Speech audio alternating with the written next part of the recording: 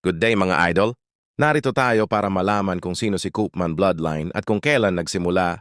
Ang Koopman Bloodline ay isa sa pinakasikat at pinakamatagumpay na bloodline sa mundo ng racing pigeons. Ito ay binuo ng Dutch pigeon master na si Gerard Koopman mula sa Netherlands. Kailan nagsimula?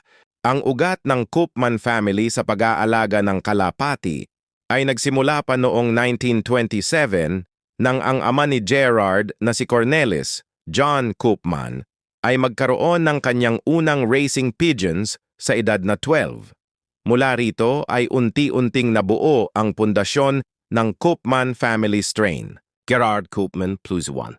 Noong dekada 1970-1980, sumali si Gerard Koopman sa pagpapalakas ng loft at nagsimulang bumuo ng sariling strain gamit ang pinakamahusay na dugo mula sa Louis Van Loon bloodline, Janssen Brothers bloodline, iba pang top Dutch at Belgian champion pigeons. Paano nabuo ang modernong Koopman bloodline?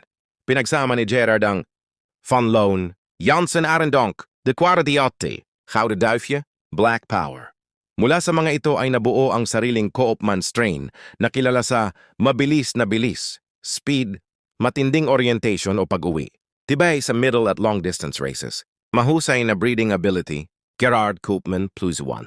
Mga sikat na Koopman pigeons, Kleine Dirk, Amore, The Sitter, Beatrix Doffer, Cassius.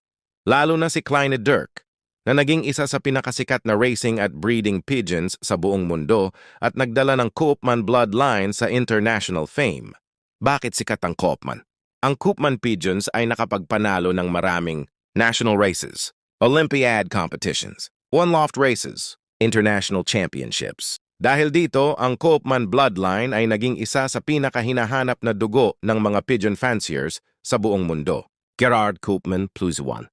Sa madaling salita, nagsimula ang Koopman bloodline noong 1927 sa pamilya Koopman sa Netherlands at pinalakas ni Gerard Koopman noong dekada 1970-1980 hanggang maging isa sa pinakamahusay na racing pigeon bloodline sa mundo.